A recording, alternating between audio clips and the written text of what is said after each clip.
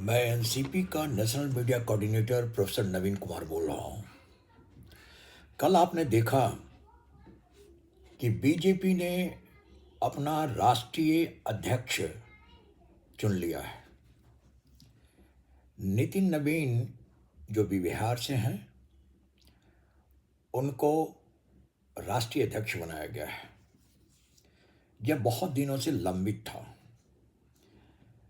अब कई चीजें राजनीतिक गलियारे में एक सवाल के साथ तैर रहा है, वह कि अभी बिहार में चुनाव ही नहीं है, चुनाव भी संपन्न हो चुका है। अभी क्या जरूरी था कि बिहार से ही राष्ट्रीय अध्यक्ष का चुनाव किया जाए?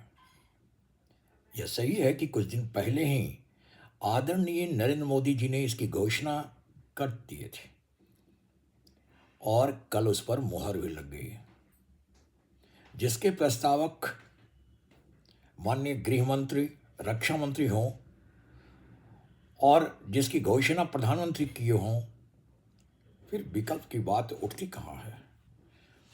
अकेला नॉमिनेशन हुआ और इस पर मुहर लग गई। लेकिन जो सवाल उठ रहा है राजनीतिक गलियारे में कि विगत 20 वर्षों से बीजेपी बिहार में काबिज है सत्ता पर, लेकिन अभी तक एक अदद मुख्यमंत्री का चेहरा नहीं आगे कर पाया। लेकिन राष्ट्रीय अध्यक्ष के रूप में नितिन नवीन को बिहार से उठाकर दिल्ली ले आया। अब देखिए, इसके पीछे का जो रहस्य है उसको समझना होगा। नितिन नवीन जिस जाति से आते हैं, जिस प्रदेश से आते हैं, टीएमसी लीडर शत्रुघ्न सिन्हा भी उसी जाति से, उसी प्रदेश से आते हैं। अगला जो चुनाव बंगाल में होने जा रहा है, उसमें बिहारी बाबू यानी शत्रुघ्न सिन्हा का गर्जन होगा और बीजेपी पर बहुत तेजी से प्रहार करेंगे। साथ में होंगे यशवंत सिन्हा, साथ में होंगे कीर्ति आजाद। तो कहने का अर्थ हुआ कि बिहारियों को रोकने के लिए, खास के बिहारी बाबू को रोकने के लिए बिहार से ही नितिन नवीन जी को आगे कर दिया गया है।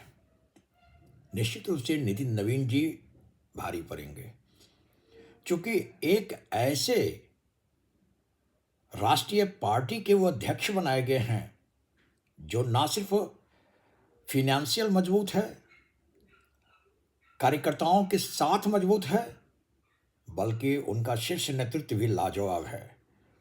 जहां आदरणीय प्रधानमंत्री नरेंद्र मोदी जी हों, अमित शाह जी हों, एक राजनाथ जी हों, नड्डा साहब हों, फिर क्या डरना है?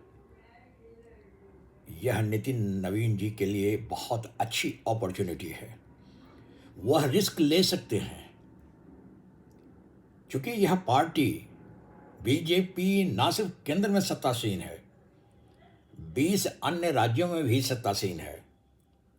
तो इतना बढ़िया प्लेटफॉर्म, इतना ज़बरदस्त प्लेटफॉर्म नितिन नवीन जी को मिला है। हमारी शुभकामनाएं हैं। निश्चित रूप से वो कामयाब होंगे। उनके पास सत्ता और संगठन दोनों के साथ रहने और चलाने का अनुभव ही है। नितिन नवीन जी को क्यों चुना गया, क्यों नहीं चुना जाना चाहिए था, ये बीजेपी का अंदरूनी मामला बनता है। हम सिर्फ उसका एनालिसिस कर सकते हैं, समीक्षा कर सकते हैं।